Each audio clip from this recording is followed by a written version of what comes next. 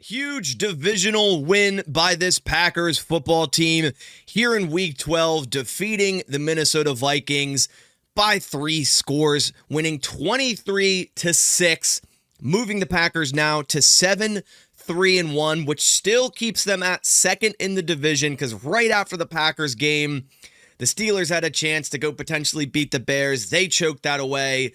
And the Giants with Jameis Winston, who were basically dominating the Lions all day, choked that away in overtime and ended up with a loss as well. So both the Bears and the Lions won games that they maybe shouldn't have based on how both of those games were going.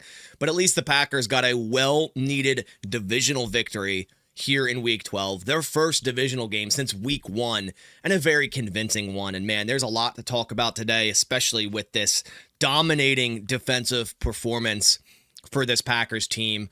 Some issues on offense, but overall scoring 23 points, winning by 17, absolute domination, like I said, by this defense. Let's break it all down. Let's go over this game. Let's dive into it. Guys, the NFL season is in full swing, and if you're looking for affordable Green Bay Packers tickets, look no further than today's video sponsor, SeatGeek. With over 28 million downloads, SeatGeek is the #1 rated ticketing app. There are more than 70,000 events listed on SeatGeek, including concerts, sports, festivals, and more. Watching a Packers game is always fun, but nothing beats actually going to one, especially when you can find a really good deal on tickets. What I love about SeatGeek the most is it puts its tickets on a scale of 1 to 10, 10 being amazing, 1 being bad value. So when you're looking for your tickets, look for the green dots. Obviously, the higher the number, the better the value. Plus, every ticket on SeatGeek is backed by their buyer guarantee. And of course, I have a code for you guys to use. Use code Basaraski10 to get 10% off your first order of tickets at SeatGeek. That's 10% off any tickets on SeatGeek with code Basaraski10. You can simply click the link down in the description below and have the code automatically added to your account. So the next time you look for tickets, you will get that 10% off. So go check out SeatGeek, look into some future Packers games, but also some concerts and events as well. Again, a big shout out to SeatGeek for sponsoring this video. All right, guys, so let's break this thing down. And I got to start with this Packers defense, which held the Vikings to just 2 field goals. And heading into this game, this is what I expected. J.J. McCarthy, statistically, is the worst starting quarterback in the NFL by pretty much every single metric. If you really look into it, it's very, very bad. And he played like it. 12 for 19. This Packers defense shut him down, and as they should have. To be expected. 87 yards, 4.6 average is terrible. No touchdowns, 2 interceptions. The Packers' first 2-interception game of the season, mind you. 2 weeks in a row with multi-takeaway games is great to see. You expect to get 2 interceptions on J.J. McCarthy, who leads the league in turnover-worthy play percentage. We sacked him 5 times. I mean, this pass rush came to play and came alive in the second half when the Vikings were down by multiple scores and really forced their hand of passing the football. And that's exactly what the Packers wanted to do. Sure, the Vikings wanted to run the ball early, but it's hard to continue to run the ball when you go down by multiple scores, or even 1 score for that matter late in the game. Then you're really forced to start passing the football because, hey, you're down by scores. You need to get back into this game, and that's exactly where the Packers wanted them to be. They believe that, hey, you might find some success running the ball early, but our offense is going to do what our offense needs to do, score some points, get up early, then get up by multiple scores and make you pass, and that's when we're going to win. That's when we're going to get home to J.J. McCarthy, get sacks, create pressure, and create turnovers, which the Packers did all 3. Again, the Vikings found success on the ground. Jordan Mason, 8 carries, 42 yards, 5.3 average. Jones, 9 carries, 41 yards, 4.6 average. Great averages for both running backs, but they only ran the ball 20 times, and that includes 2 runs by J.J. McCarthy and the stuffed tight end sneak by Hawkinson for 93 yards. You'll live by that. Again, if the Vikings were to take the lead early or kept the lead at any point in the game outside of the first drive, this game would have looked a whole lot different because the Vikings were finding a ton of success running the football, and I really wish the Packers would have maybe sold out a little bit more on first down to try to stop this run and just force unfavorable situations for J.J. McCarthy, which is what happened in the end. So I can't fault the defense too much for only allowing 6 points, creating multiple turnovers, getting the quarterback on the ground 5 times, 2 of which at the 1-yard line, completely flipping the field, giving the Packers offense the ball in Vikings territory both times. We saw this game without Quay Walker. Tyron Hopper filled in at strong side backer. Isaiah McDuffie moved to the mic with the green dot and had a wild game. I would have never thought Isaiah McDuffie would end it in a game with an interception and also a sack. That's absolutely insane that McDuffie had that type of game. It's a half a sack. Nonetheless, what a game by Isaiah McDuffie filling in for Quay Walker. We saw the return of Lucas Van Ness, who I think checked out with the same injury. It wasn't listed. It wasn't announced, but when I was watching the game, it looked like Van Ness re-injured that foot. He hobbled off the field. They showed him on the sideline. He looked like he was in pain. So maybe we'll get an update on that, but that's really unfortunate. But outside of that, our front seven came to play today. I talked about Isaiah McDuffie having a half a sack. Devontae Wyatt, 2 sacks on the day. Micah Parsons, 2 sacks on the day. Warren Brinson with a half a sack. Wyatt was having such a great start to this season, injured himself. And then since the injury, since returning, he hasn't really looked the same. And that changed today. He stepped up today huge, had 3 total tackles, 2 tackles for loss, 2 sacks. Massive day for Devontae Wyatt. And of course, Micah Parsons, yet another huge day. We had Vikings fans saying, oh, Micah Parsons is going to get shut down by Darisaw and Brian O'Neill. I mean, Micah Parsons took Darisaw's lunch money, and he even had to check out of the game with injury later in this game. It was no match. Micah Parsons won so many reps, and it's still crazy that the Packers somehow ended up with Micah Parsons on this team. Absolutely insane that trade even happened. And week after week, making splash plays in some of the biggest moments and opening up so many more opportunities for everyone else. Rashawn Gary, Warren Brinson, Devontae Wyatt. It's really great to see. As for some other defensive takeaways, speaking of takeaways, Evan Williams, awesome interception in that game. I mean, it was a gimme. J.J. McCarthy, no idea what he's doing there. But I thought our cornerbacks came to play today. We saw early Keyshawn Nixon check out with a stinger injury and didn't return. And we're already really thin at cornerback overall as a team, but we're even thinner now with Nate Hobbs on the injury report, not able to play. And one injury brings Kamal Hadden into the game, and you're sitting there wondering, oh no, this could get pretty bad. It's Justin Jefferson here. They could put him over top Kamal Hadden and really try to pick on him. And I don't think Kamal Hadden let up a reception. I mean, I saw him in on 1 tackle, and that's the only time I heard his name. So when you don't hear a player's name at cornerback, that's a good thing. So really great job by Kamal Hadden filling in. I don't think I saw Bo Melton at all on defense, but Valentine also a really great game. Overall, when you hold the opposing quarterback to under 100 yards, 87 yards, and you hold Justin Jefferson to 48 yards receiving, that's a massive win. The Vikings only had 4 players catch a football. Jefferson, Hawkinson, Jones, and Josh Oliver. And in the second half, up until their last drive, their garbage time drive, the Vikings had negative 22 yards on offense in the second half. I think they ended up with net 3 yards after that last drive. Still a crazy dominating performance by this Packers defense. I mean, that was some of the best defensive play I've seen in a second half of football ever. Honestly, that was a crazy defensive performance, and they continue to be one of the better defenses, if not the best defense in the NFL when they're playing at this level. And that's without their starting inside linebacker in this game, which is just crazy to say. Hopper filled in nicely. McDuffie filled in nicely. Really great to see everyone, again, swarming to the football. It seemed like even when they were hitting short passes to Hawkinson or Jefferson or Aaron Jones, everyone swarmed to the ball really quickly and made it a very minimal gain, if anything. Also, big shout out to Javon Bullard, who I think is playing at an extremely high level and is not being talked about enough at this nickel spot. I mean, the last month of football from Javon Bullard has been lights out. It seems like every single time a team tries to throw a screen to his side, he's in the backfield, breaking that thing up. Excellent performance by Javon Bullard out of this nickel spot. Something that after last year, you're kind of wondering, can we keep him in the nickel? He's not a great coverage guy. He's been so much better in coverage as of late, and even better, blowing up screen plays, helping against the run. He's been really good when the Packers check in the nickel and bring him on the field. All right, so now I want to talk about this Green Bay Packers offense. Before I do so, big shout out to Sleeper for being this year's channel sponsor here for the 2025 NFL season. Guys, link down in the description. You can still make your picks for the upcoming Sunday Night Football game. And if you're a new user and you sign up, you can get a free $20 play with no deposit needed. And then if you do want to deposit afterwards, You can use code BASS, B-A-S, to get that matched 100%, and that's all the way up to $100. So if you were to deposit $50, then you'll have $100 in your account, and on top of that, you'll get a free $20 play. So if you're on the fence thinking about it, maybe making some picks for Sunday night, you can get a free $20 play.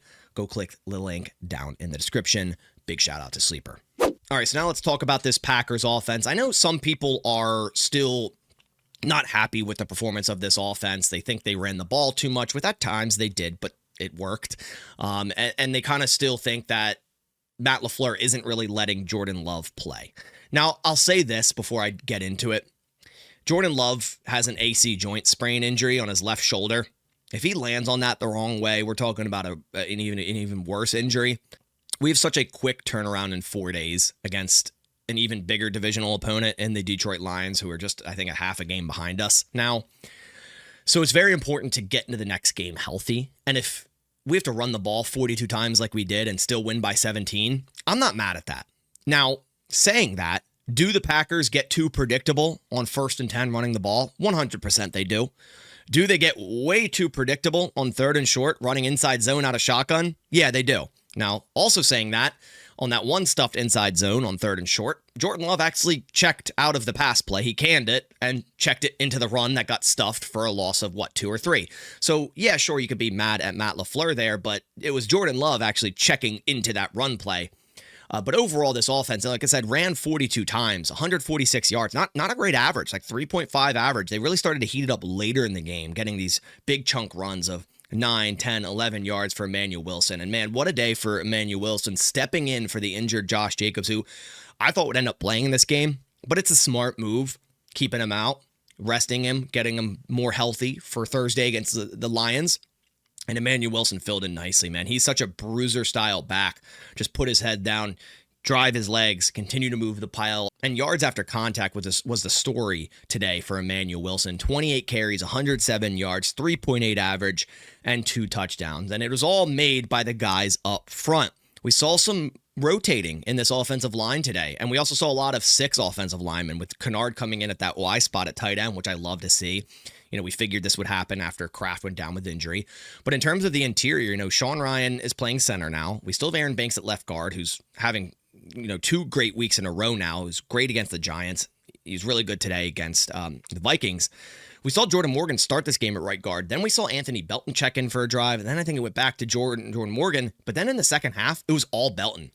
And we heard about this earlier this week, that the Packers are practicing Anthony Belton at guard, which makes a lot of sense. When I saw him drafted in the second round, although he played tackle at NC State, to me, he screams guard. He screams guard at the NFL level, and I fully believed, even the moment we drafted him, after looking into the tape and his player profile, that in 2026, he'll be a starting guard for us.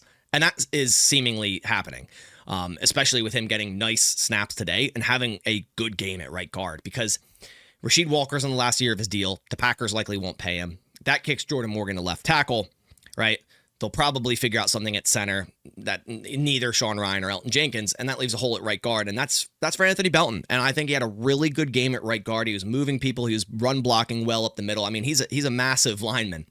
He's a people mover, and that's why I always thought he would be best fit at guard at the NFL level. So it's really nice to see the Packers, even in year one, which they don't often do for rookies, is kind of like give them the needed snaps at the position that they should be in. Like Jordan Morgan, they haven't done a great job because they've been playing him, stretching him thin in between so many different positions that he probably shouldn't be playing. I think the guy's a pure left tackle, and that's it.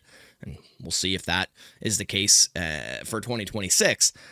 But Morgan isn't a guard. Belton is, and I'm glad the Packers finally, in a game that's not preseason, I don't think they tried Belton at guard in preseason either, but putting him at guard and seeing how it goes. And this is a great game to test that, because you wanted to own the line of scrimmage. You wanted to own the trenches and just power run the football all day with 6 linemen. And one of them's Belton on the inside. You're going to find success, and the Packers did up the middle, especially with someone like Emanuel Wilson, such a hard-nosed runner. So really great to see that overall for this O-line. Now, some other running stats. Chris Brooks had 8 carries for 21 yards, really low average there, 2.6. Jordan Love, 3 carries, 15 yards. Malik Willis came in, ran twice for 3 yards, and Savion had a carry for 0 yards. Packers and Matt LaFleur continue to try to force the Savion Williams stuff in the backfield, and it just hasn't really looked too positive.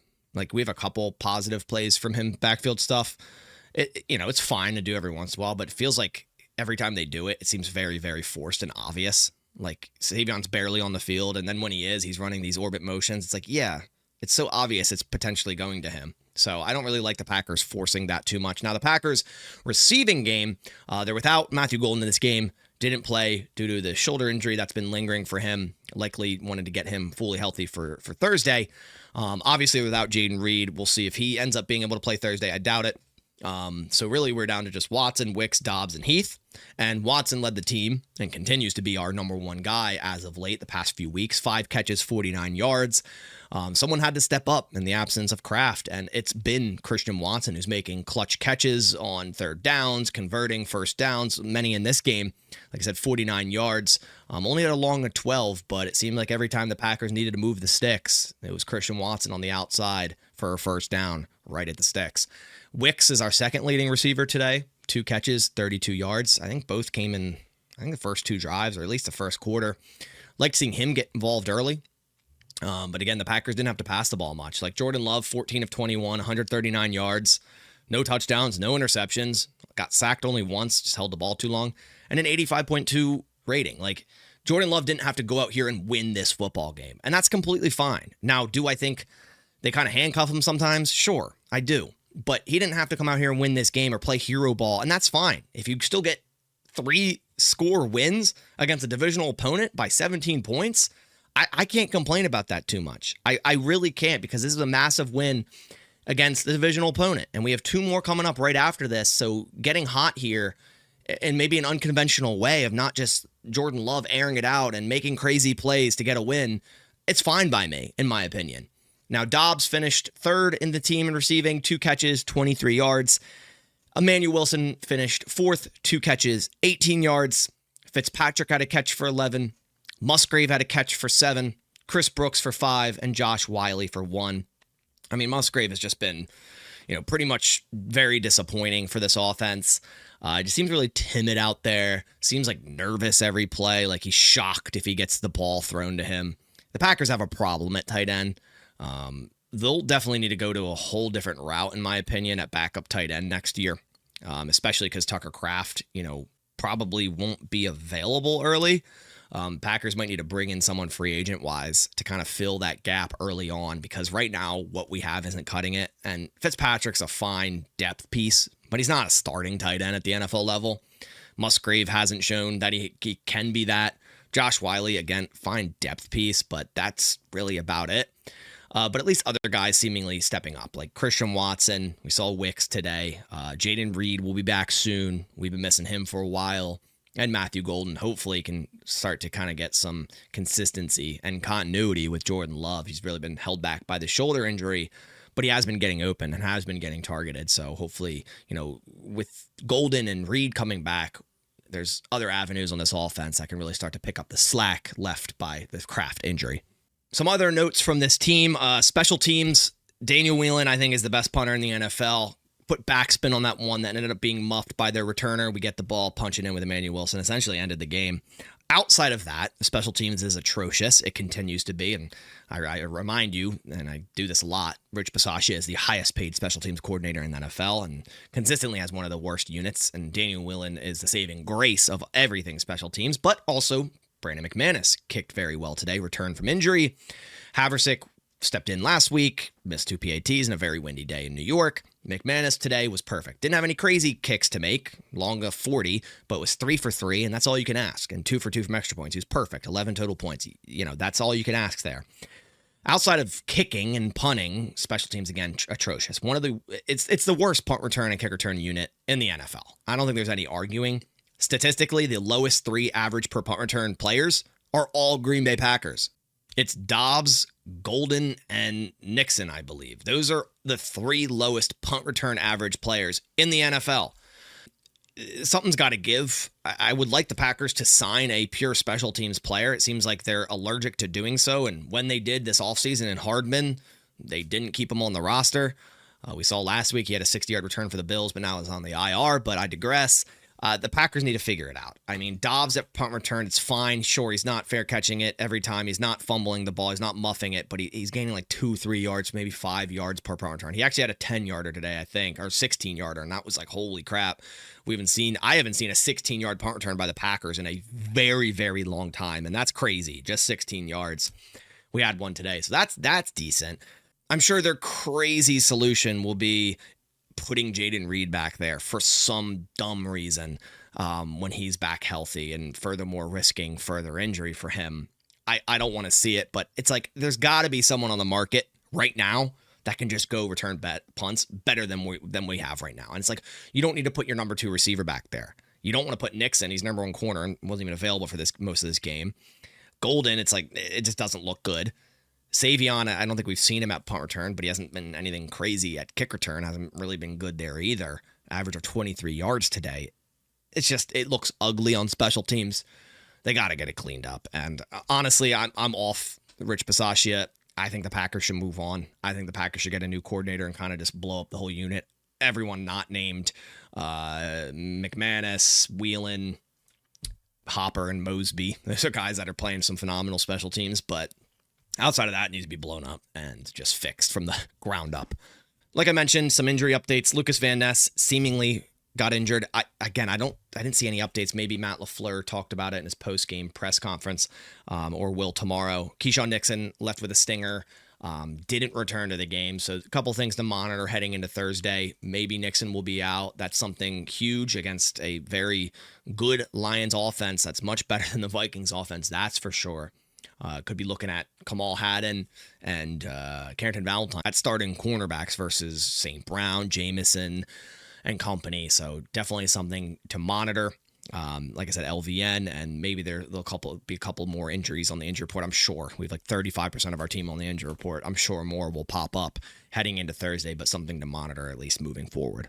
But that does it for the Week 12 game reaction. Packers' huge victory over the Vikings, 23-6, getting their second divisional win on the year. Now 2-0, already better on the division than they were last year at 1-5. So that's great to get that off our chest at least. But 2 more divisional games coming up, 3 more in the next 4 weeks. So that's going to be huge as well. But we got the Lions on Thursday, then the Bears, then the Ravens and the Bears again. So really control our own destiny against the Bears and the Lions for that matter. If we can win out against the Bears, even if we split against the Lions, I think we'll be in a good position. But we have a lot of hard games coming up as well outside of the division. You have the Ravens, you have the Broncos. So a lot of hard games coming up. And again, like I said before this, we're going to learn a lot about this football team. And we started off strong here in Week 12 against the Vikings. Really appreciate you guys coming by to the video. Hit the like down below if you did enjoy it. I'll catch you on the next one. And as always, go Pack Go.